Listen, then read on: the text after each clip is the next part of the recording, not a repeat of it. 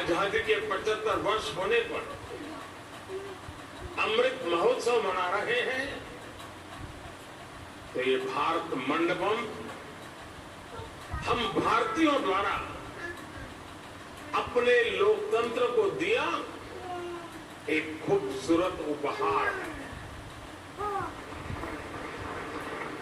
कुछ हफ्तों बाद यहीं पर G20 से जुड़े आयोजन होंगे। दुनिया के बड़े बड़े देशों के राष्ट्राध्यक्ष यहां उपस्थित होंगे। भारत के बढ़ते हुए कदम और भारत का बढ़ता हुआ कद इस भव्य भारत मंडप से पूरी दुनिया देखेगी। साथियों, आज पूरी दुनिया इंटरकनेक्टेड है, इंटरडिपेंडेंट है और वैश्विक स्तर पर विभिन्न कार्यक्रमों और समिट्स की श्रृंखला लगातार चलती रहती है। ऐसे कार्यक्रम कभी एक देश में तो कभी दूसरे देश में होते हैं।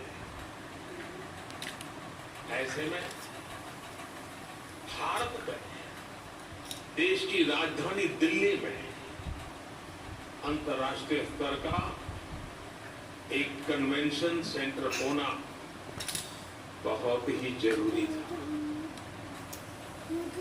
यहां जो व्यवस्था थी, जो हॉल थे, वो कई दशक पहले यहां बने थे।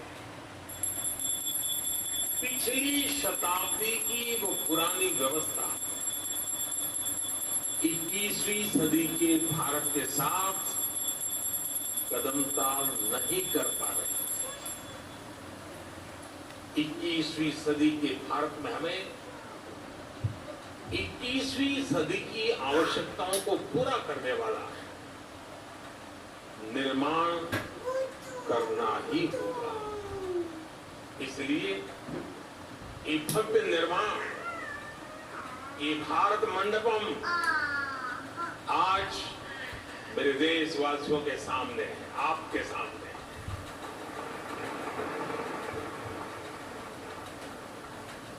भारत मंडपम देश विदेश के बड़े बड़े एग्जीबिटर्स को मदद करेगा। भारत मंडपम देश में कॉन्फ्रेंस टूरिज्म का बहुत बड़ा जरिया है। भारत मंडपम हमारे स्टार्टअप की शक्ति को शोकेस करने का माध्यम बनेगा। भारत मंडपम हमारे सिनेमा जगत, हमारे आर्टिस्ट के परफॉर्मेंस का साक्षी बनेगा।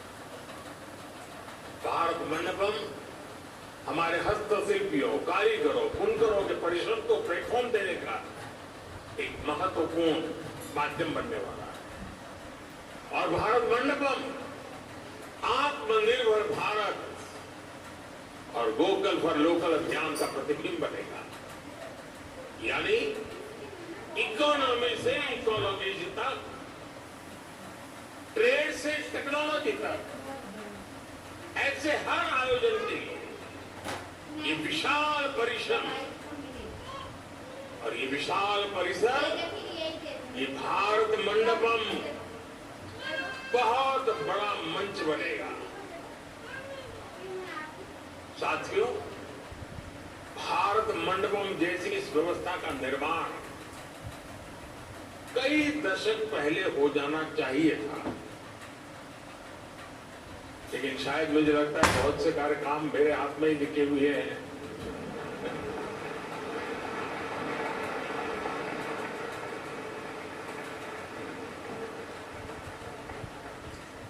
और हम देखें दुनिया में किसी देश में अगर एक ओलंपिक समिट होता है, पूरी दुनिया में उस देश का प्रोफाइल एकदम से बदल जाता है। आज ये विश्व में इन चीजों का महत्व बहुत बड़ा हो गया है और देश का प्रोफाइल भी बहुत मायने रखता है। और ऐसी ही व्यवस्थाएं हैं जो कुछ न कुछ उसमें वैल्यू एडिशन करती है। लेकिन हमारे देश में कुछ अलग सोच के लोग भी हैं, नकारात्मक सोच वालों की कोई कभी तो है नहीं हमारे यहां। इस निर्माण को रोकने के लिए भी नकारात्मक सोच वालों ने क्या क्या कोशिशें नहीं की, खूब तूफान मचाए, अदालतों के चक्कर काटे। लेकिन जहां सत्य होता है वहां ईश्वर भी होता है।